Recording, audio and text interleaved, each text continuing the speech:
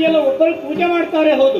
ಆದ್ರೆ ನಾರಾಯಣ ಜೊತೆಯಲ್ಲಿದ್ರೆ ಮಾತ್ರ ಅವರ ಯಾವುದೇ ಪೂಜೆಗಾದ್ರೂ ಪೂರ್ಣವಾಗಿ ಅನುಗ್ರಹ ಸಿಗುವುದಕ್ಕೆ ಸಾಧ್ಯ.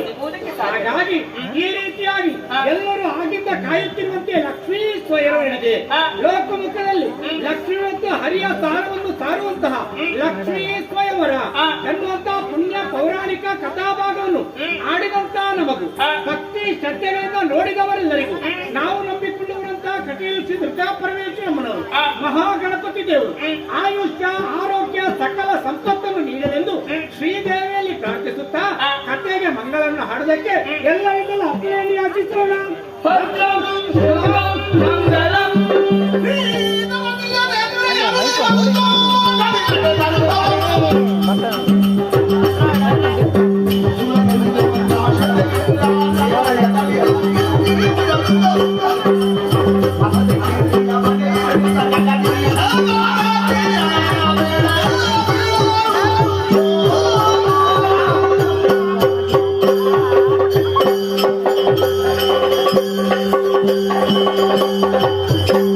Thank you.